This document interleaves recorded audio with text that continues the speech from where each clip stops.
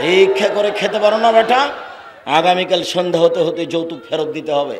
খাট খাটলা, চৌকি বাক্স, টাকা পয়সা, মোটর সাইকেল, কাপড় চোপড় সব ফেরত দিতে হবে 24 ঘন্টার মধ্যে। কেন যৌতুক নেবে? কাজ করে খেতে পারো না, কাজ করে খাওয়া। মানুষের বাড়িতে কাজ করো, বুকে বল থাকবে, মনটা শান্তিতে থাকবে, তৃপ্তি পাবা, নিজে উপার্জন করে খাই। শ্বশুরকে একটা লুঙ্গি কিনে দিবা। এই যে আপনি মেয়ে মানুষ করে আমার হাতে তুলে দিয়েছেন কত কষ্ট করে, আপনার জন্য আমি একটা লুঙ্গি নিয়ে এসেছি। আপনি গরিব মানুষ, আপনাকে আমি ভালোবাসি, আপনি আমার শ্বশুর, আপনাকে সম্মান করি, এই যে একটা লুঙ্গি নেন, উপহার দিবা শ্বশুরকে। টাকা নিবা কেন? টাকা নিবা কেন? টাকার জন্য তো তুমি বউকে গালি দাও। অথচ আমি দীর্ঘদিন থেকে বলে আসছি যে স্বামী হলে 5টা জিনিস লাগে। স্বামী হওয়ার জন্য 5টা নিয়ম লাগে, নীতি, ক্ষমতা। 1, যে মানের খাবেন সে মানের খাওয়াবেন। 2, যে মানের পড়বেন সে মানের পড়াবেন। 3, বউকে কোনো সময় কটু কথা বলবেন না। বলবেন না তোমার ঠোঁট মোটা, বলবেন না তোমার রং কালো, বলবেন না তোমাকে দেখতে ভালো লাগে না, এরকম কথা বলবেন না। একবার ঠোঁট মোটা বললে 10 বছর আপনাকে ভালোবাসবে না। ও তো প্রশংসা প্রিয়, খালি বলেন তুমি খুব ভালো, তোমার মতো আমি কোনো মেয়ে দেখি না, তুমি আমার কাছে খুবই ভালো, সারা রাত পাঁটি বেঁধে দেবে আপনার। প্রশংসা প্রিয় মানুষ, তার সাথে আপনি খারাপ আচরণ করেন, যৌতুকের কারণে আপনি তাকে মারেন, গালি দেন। সম্মানিত দিনী ভাই বোন, 4, মুখের উপরে মারবেন না। 5, নিজের বাড়ি ছাড়া অন্য কোনো বাড়ি যেতে দিবেন না। ফুফুর বাড়ি যেতে পারে না, খালার বাড়ি যেতে পারে না, বোনের বাড়ি যেতে পারে না, মায়ের বাড়ি যেতে পারে না, জরুরি প্রয়োজন ছাড়া বাড়ি ত্যাগ করতে পারে না। বাজার তো বহু দূরের কথা, বাজার তো যায় ওই লোকের স্ত্রী যে হলো কাপুরুষ, যে হলো ঘৃণিত পুরুষ। তিতা লাগে তোমার বাপকে, তিতা লাগে এখানে বসে আছে তোমার বাপ। বিবাহ করলেই স্বামী হওয়া যায় না, ক্ষমতার নাম স্বামী। চোখ যেভাবে ঘুরে বউ সেভাবে চলে, তার নাম স্বামী।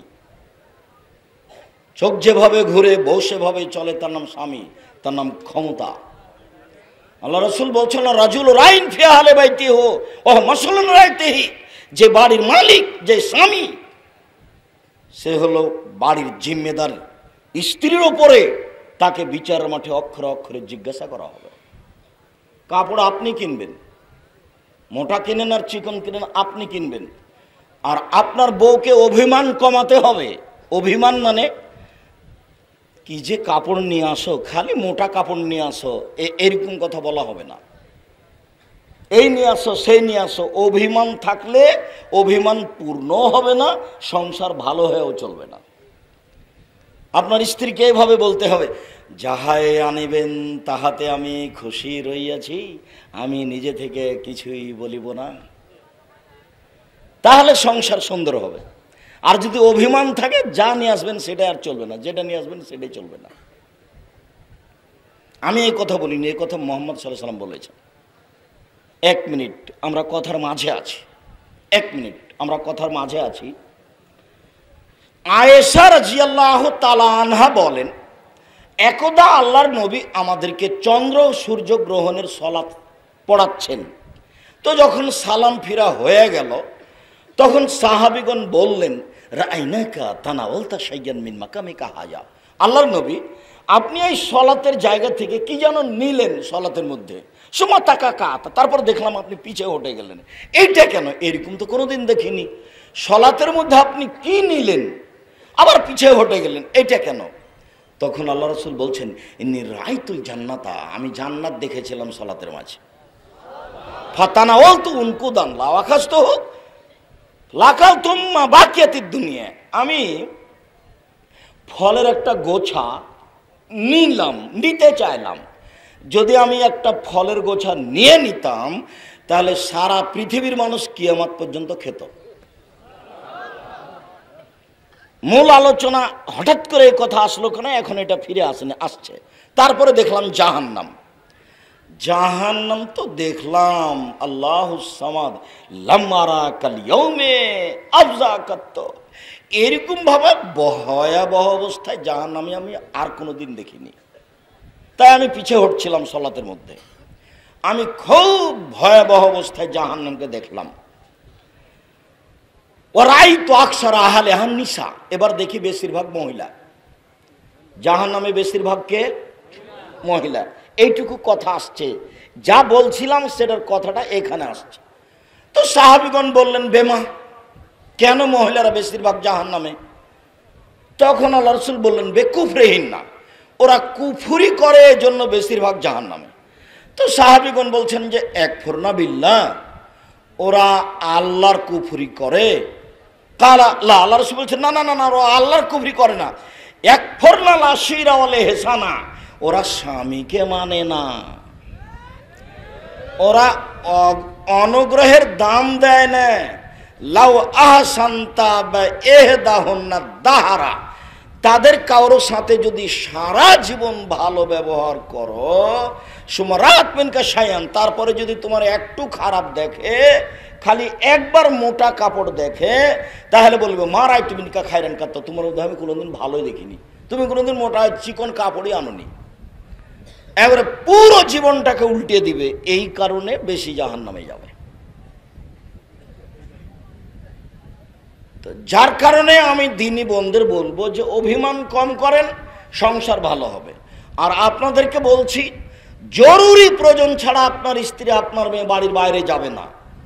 ধর্মকে অপমান করে, আল্লাহর আইনকে অমান্য করে বাপ বেটি মিলে জান্নাত কেনার চেষ্টা করিয়েন না, ভুল সিদ্ধান্ত। 3 শ্রেণীর মানুষ জান্নাতে যাবে না।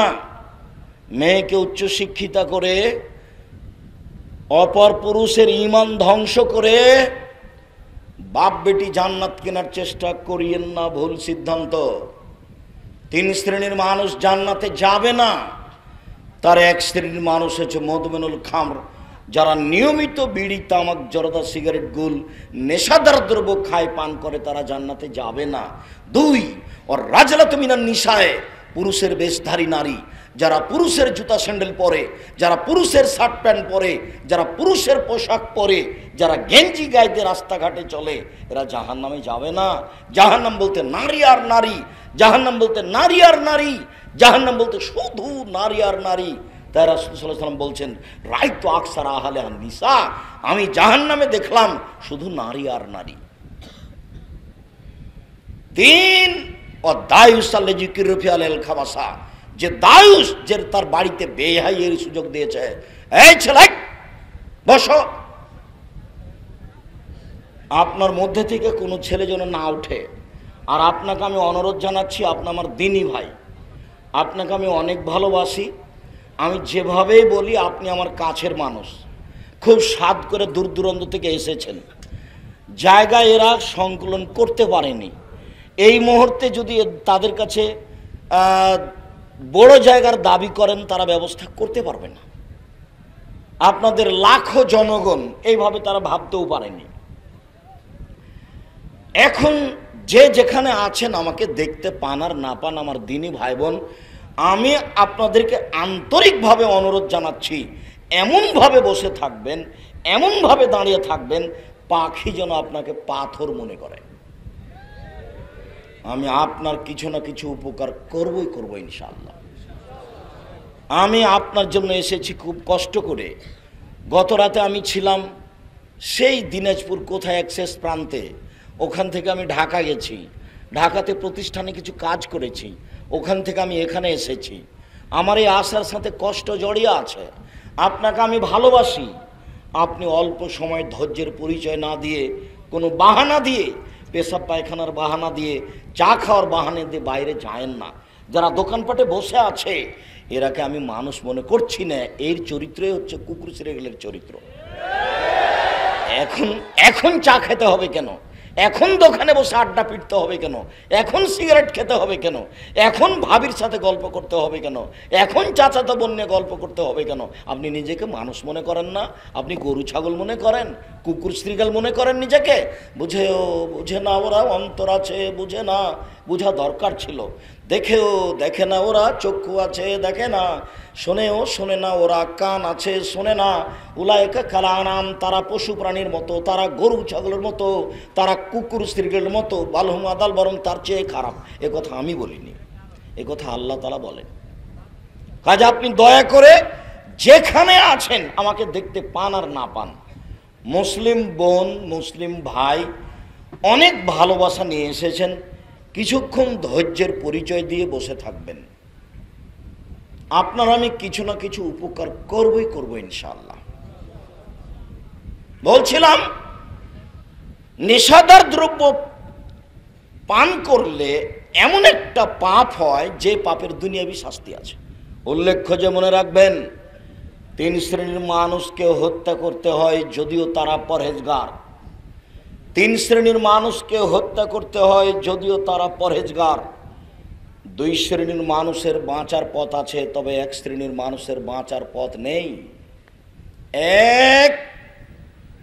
কেউ যদি বলে কোরআন মাজিদ মানি না, কেউ যদি বলে গাভীর দুধ হারাম, তাহলে তাকে হত্যা করতে হবে সরকারিভাবে। এর নাম মুরতাদ। এ ধর্ম ত্যাগী হয়েছে, একে হত্যা করতে হবে সরকারিভাবে। ফাঁসির মঞ্চে নিয়ে যাওয়া হয়েছে, ফাঁসটা গলায় দেওয়া হয়েছে টান টান। তখন বলছে আমার ভুল হয়েছে, আমার ভুল হয়েছে, আমি কথা ফিরিয়ে নিলাম, কোরআন মাজিদ আল্লাহর বিধান। তখন তার আর ফাঁসি হবে না, তাকে নামিয়ে নিতে হবে। 2 কেসাস, আমি আপনাকে হত্যা করেছি, আপনার বাপ মা আমাকে হত্যা করে নেবে।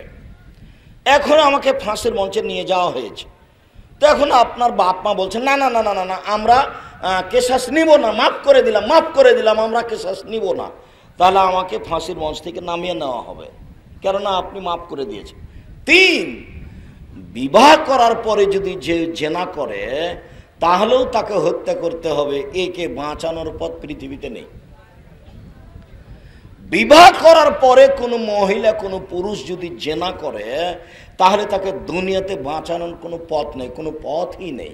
তাকে যদি বাঁচাতে হয় তাহলে আবার মুহাম্মদ সাল্লাল্লাহু আলাইহি সাল্লামকে দুনিয়াতে আসতে হবে, এসে বলতে হবে পৃথিবীর মানুষ শোনো, আমি মুহাম্মদ সাল্লাল্লাহু আলাইহি সাল্লাম বলছি, বিবাহ করার পরে যদি কেউ জেনা করে তাহলে তার ফাঁসি হবে না, তাকে ইট ঢেল পাথর দিয়ে মারতে হবে না, আমি ঘোষণা করে দিলাম।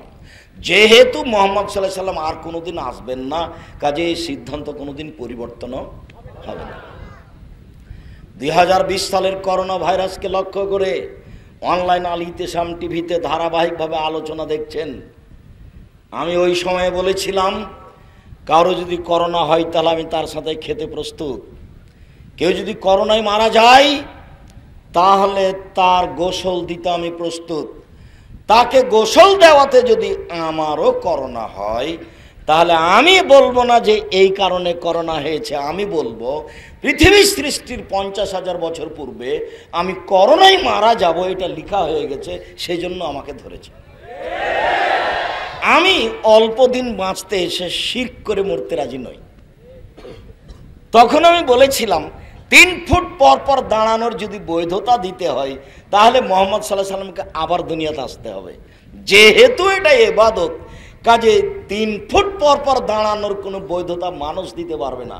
দুনিয়াতে আবার মুহাম্মদ সাল্লাল্লাহু আলাইহি সাল্লামকে আসতে হবে, এসে বলতে হবে পৃথিবীর মানুষ শুনে রেখো, এখন নামাজে দাঁড়িয়ে 3 ফুট পর পর দাঁড়ালে কোনো সমস্যা নেই, আমি ঘোষণা দিলাম। যেহেতু মুহাম্মদ সাল্লাল্লাহু আলাইহি সাল্লাম কিয়ামত পর্যন্ত আর কোনোদিন আসবেন না, কাজে 3 ফুটের বৈধতা আর কিয়ামত পর্যন্ত হবে না। কাবা ঘর কেন, কাবা ঘর কেন, সারা পৃথিবীর মানুষ যদি 3 ফুট পর পর দাঁড়ায় তবু এটা জায়েজ হবে না। দুবাইয়ে গিয়ে আমি বলছি, আরে আমার পাশে দাঁড়ান তো, পায়ে পা লাগিয়ে, জরিমানা হতে পারে, ফাঁসি হবে না।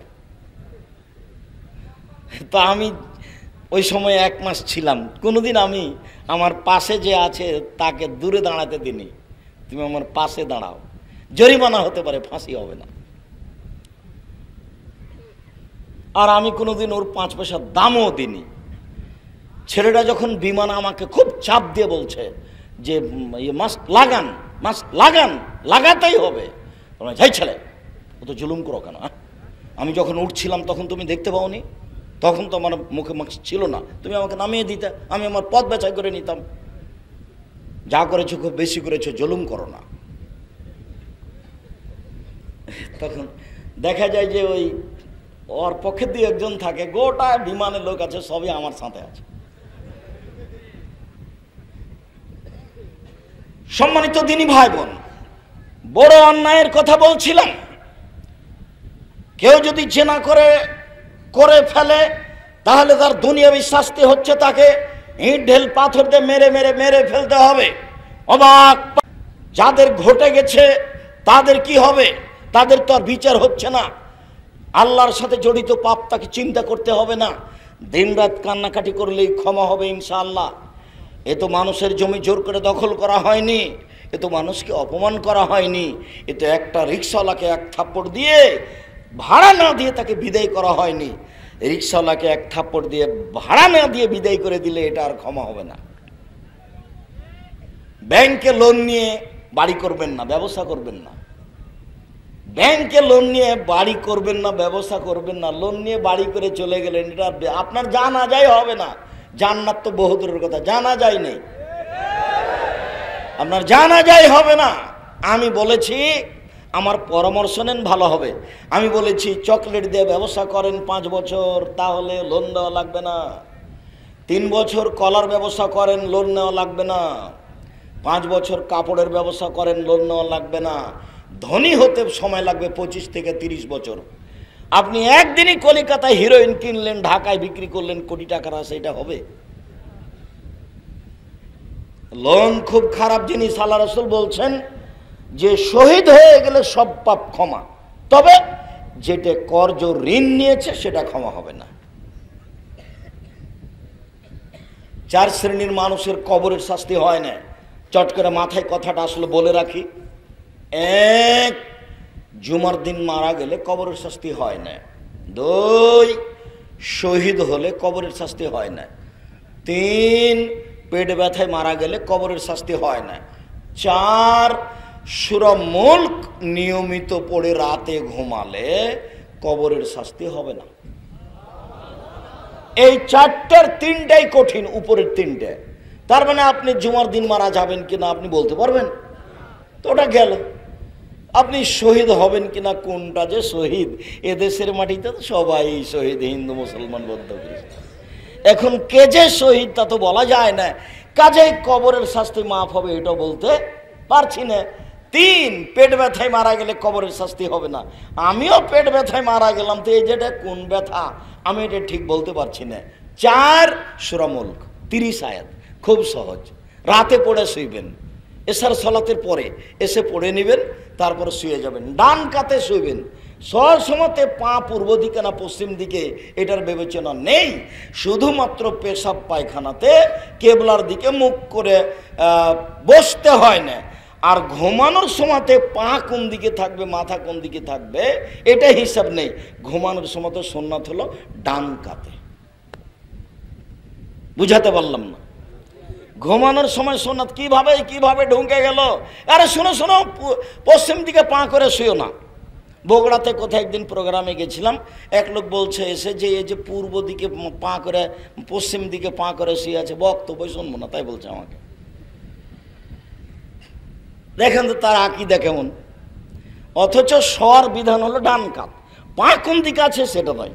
আর পেশাব পায়খানার বিধান হলো কেবলামুখী হওয়া যাবে না।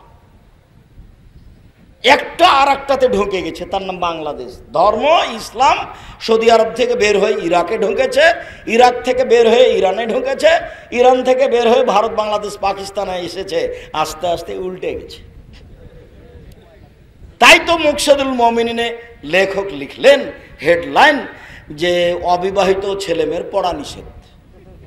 এখন অবিবাহিত ছেলে মেয়ে দেখি কি আছে লেখা, একটু দেখতো।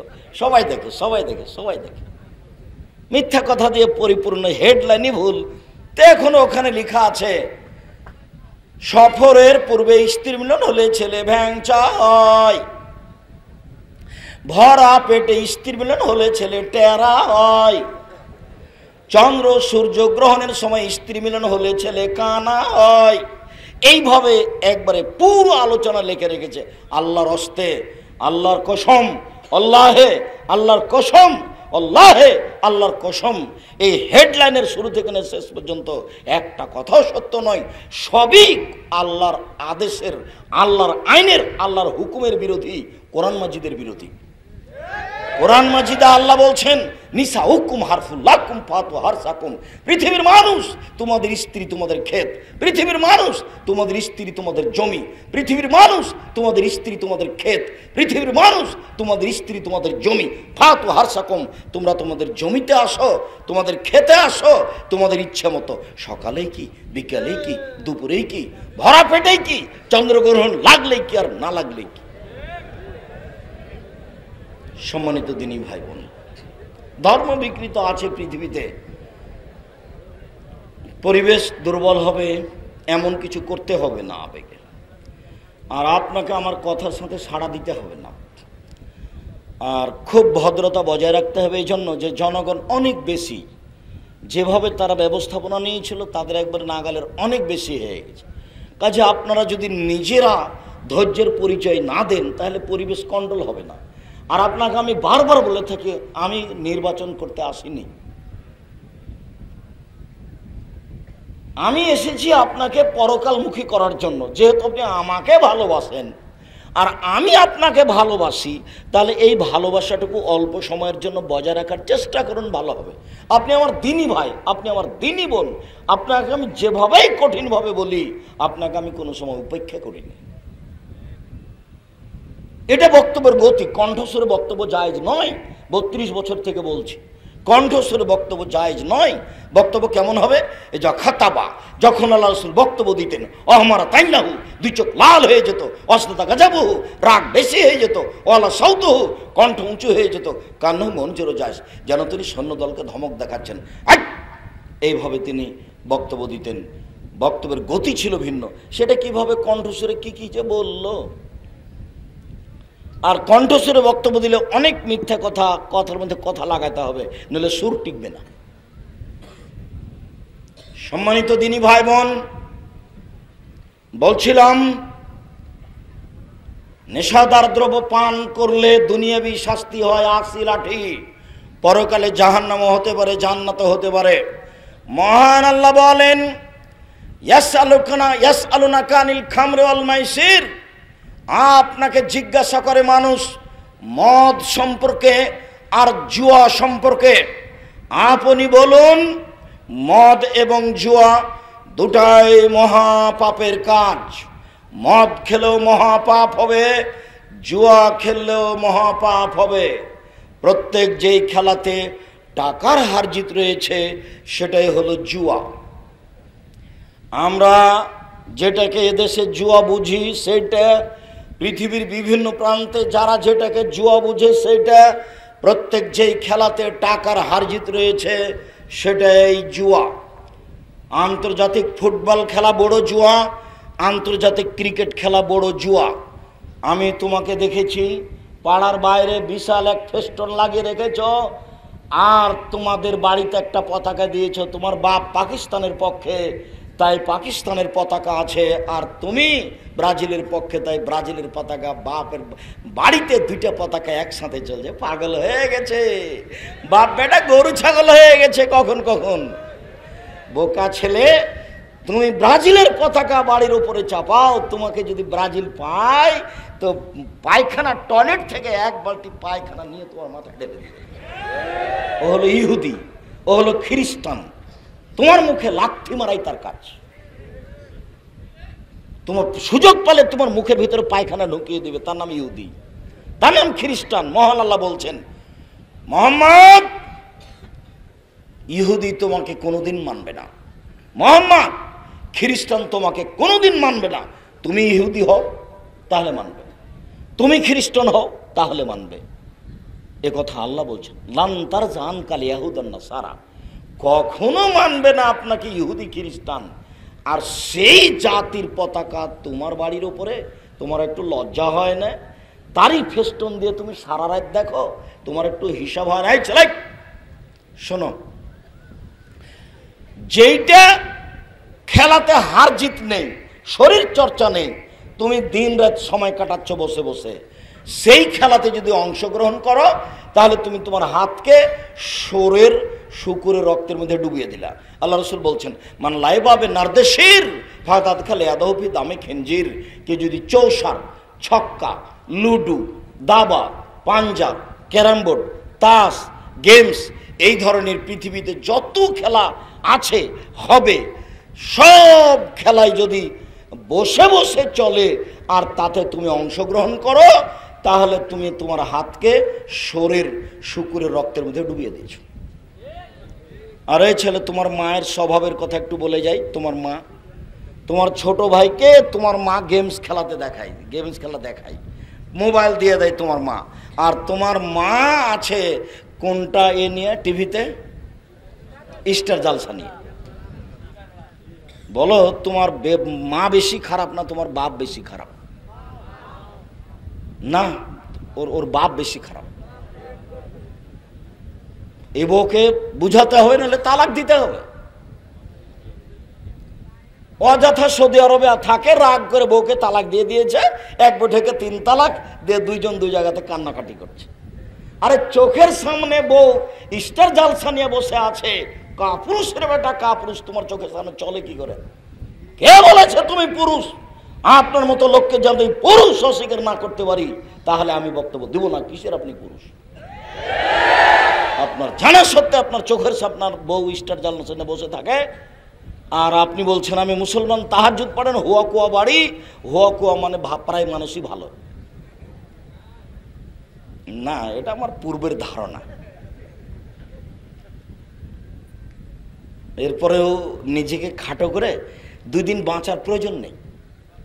পরিবারের আপনি মালিক, পরিবারের পর শক্ত হয়ে বসবাস করবেন, শক্ত মজবুত হয়ে। তাহাজ্জুদ পড়েন, এটাও করেন, এটা করলেন না, তাহাজ্জুদ পড়লেন না, তো পড়লেন তখন আর কোনো কাজ হবে না।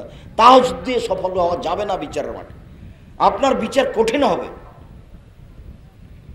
আপনি পিতা, আপনি দায়িত্বশীল, বিচারের মাঠে আপনাকে জবাবদিহি হতে হবে।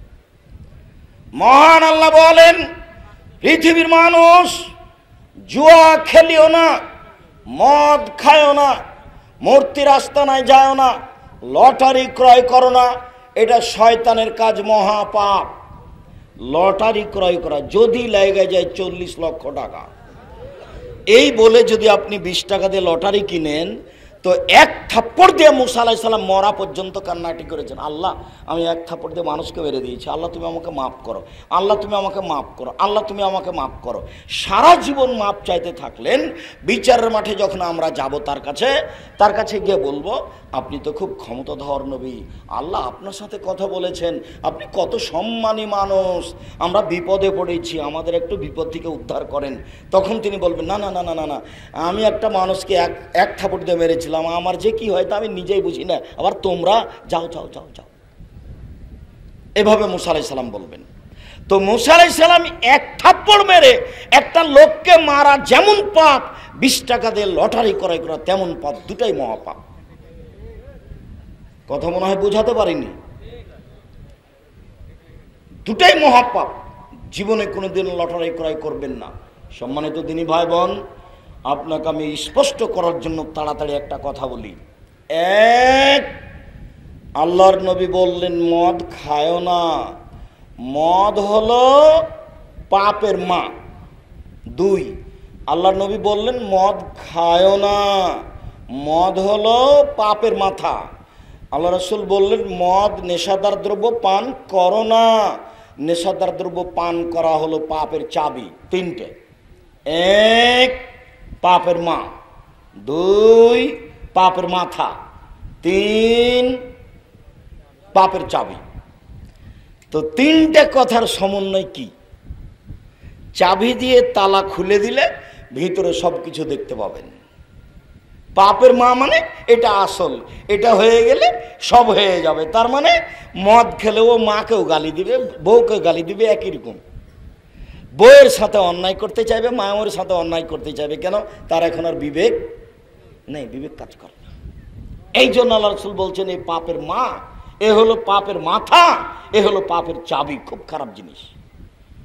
পৃথিবীর কোনো পাপকে এভাবে আল্লাহ রাসূল উল্লেখ করেননি যে না, যদি বিবাহের আগে হয় 80 লাঠি, যদি পরে হয় তাহলে ইট পাথর দিয়ে হত্যা, চুরি হাত কাটানো, এভাবে নেই। সুদ খেয়েছে তোবা করো, ঘুষ দিয়েছে তোবা করো, জেনা করেছে তোবা করো, মানুষকে মেরেছে হাত ধরে ক্ষমা নাও। কিন্তু এইভাবে বলেননি যে এটা পাপের মাথা। এটা পাপের মা, এটা পাপের চাবি। কোনো পাপের সাথে এই ভাষা নেই। আমি মনে হয় ভালো করে কথা বুঝাতে পারি না, কথা কি স্পষ্ট হয়? তার মানে অন্য কোনো পাপের সাথে এরকম ভাষা নেই। আপনি অবাক হবেন। আরো দেখেন, রাসূল সাল্লাল্লাহু আলাইহি সাল্লাম বলেন, মান শারবাল খামরা, পৃথিবীর মানুষ শুনে রেখো, কেউ যদি নেশাদার দ্রব্য পান করে তাহলে লাম ইয়ারজাল্লাহু আনহু আরবাইনা লাইলা, 40 দিন আল্লাহ তার দিকে হবে না, ও আল্লাহকে নিজের দিকে করতে পারবে না। এমন কোনো পাপ নাই। সুদ খাওয়া তো মহাপাপ।